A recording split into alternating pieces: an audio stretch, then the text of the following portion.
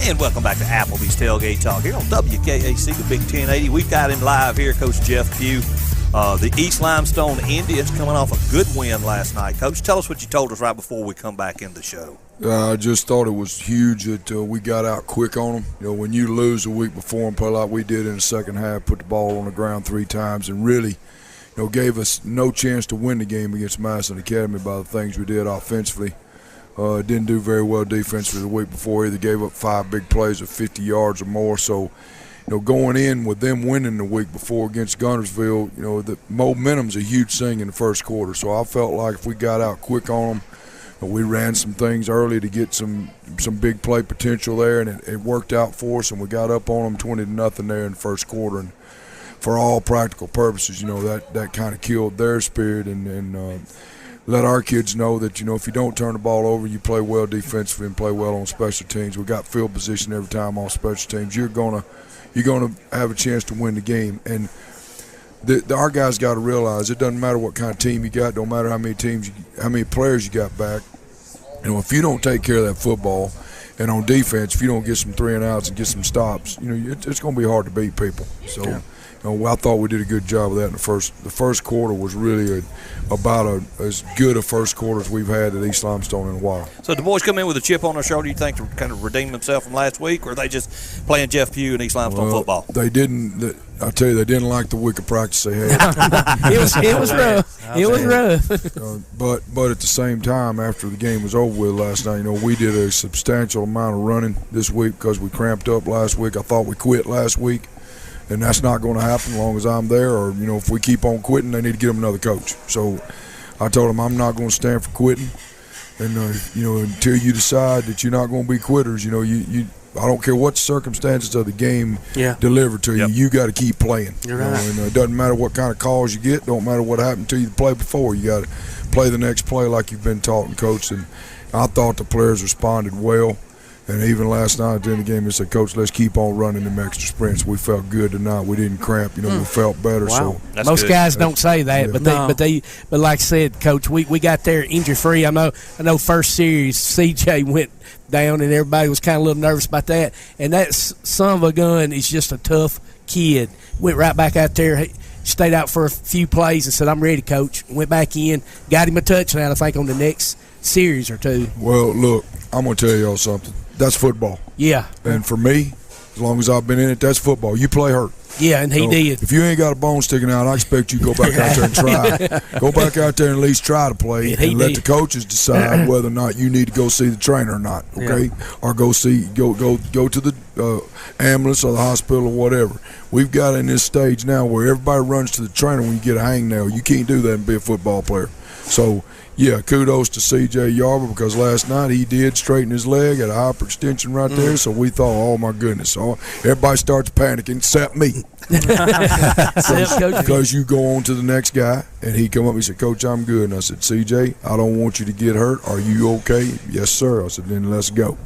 So that's good to see every once in a while because you get about these days maybe 2 or 3 out of 10. Yeah, and they ain't gonna run. Yeah, and that's a great point, Coach. Because when we were growing up, man, I know people that played with bones sticking out. I know people like me that's daddy would have come down there and said, "Get your tail back in the game." Absolutely. I think they've been watching too much televised soccer.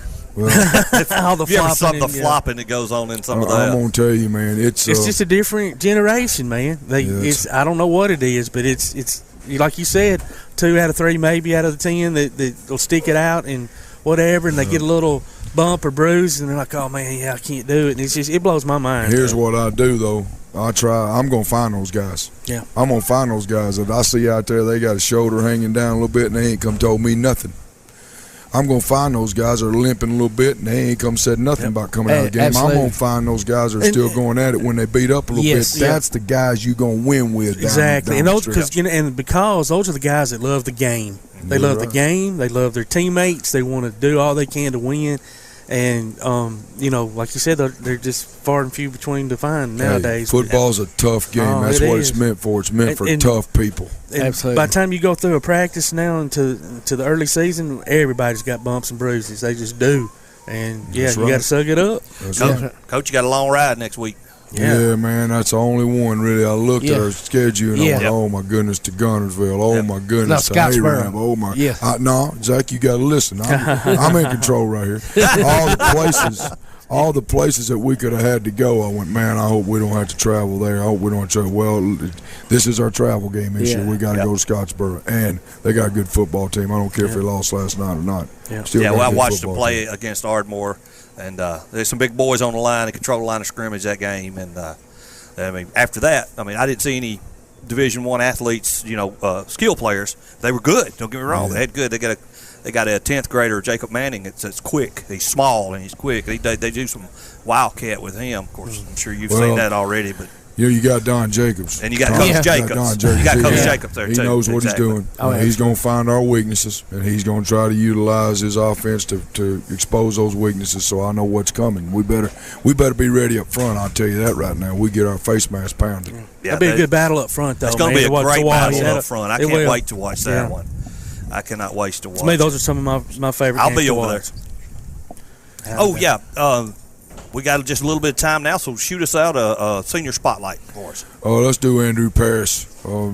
This kid's he's took the brunt of a whole lot of Coach Pugh punishment in his career. 'Cause he's been playing for me since in the ninth grade. So he's had a struggle to become two things: a leader and a struggle to take care of the football and do the things that you got to do at the quarterback position to be a winner. Okay, but I'm going to tell you this: he's been a winner this year.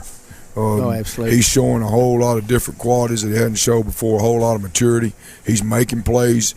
He's adjusting things at the line of scrimmage.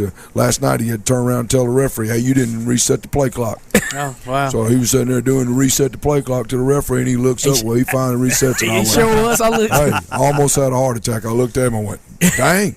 He looked at me and said, yeah, Coach, I got it right. But you know what, man? How great is that? Honestly, I mean, another coach on the field, and I'm glad you said that about him making the adjustments. I was going to ask you if you allowed him to do that. So on the high school level, man, that says a lot for him. He's been with only been one other one that I had that made more adjustments than him, and he lived with me. Okay? But this guy last night, he looks at me and he can already tell. I'll just nod at him. I'll nod. Awesome. He knows what I'm wanting him to do. He does. What to check to.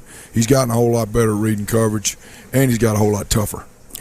He's an asset running the football. He absolutely and he's got a good arm. And now he's starting to make the right decisions and not trying to throw it into people where people are covered. He's finding an open guy going through his progression. Yeah. So got a chance to play some football if he wants to, but the dude wants to be a Navy SEAL. So, Navy SEAL. Wow. So Andrew Paris, I'm going to tell you right now, you asked me this 2 years ago, I'd have said no way. But he is one of our leaders on the football team this year. 100%. No doubt about it. Good. Coach, thanks so much. Best of luck next week. And hey, ladies and gentlemen, if you want to see a good, old-fashioned slobber knocker football game, next week is going to be one of them. Yeah. So I want to make it plain clear. Come on out. Our water girl, Cameron Bivens, has gotten a little bit better. So okay. I'm glad Cameron's doing that up, Coach. Shout out to Cameron. I'm glad Cameron's doing better. All right. She's a good one. She's learned when to get away from me. Let's put it that way. That's a big thing to learn right there. Ladies and gentlemen, it's time to take a break. You're listening to Applebee's Tailgate Talk on WKAC, the Big 1080.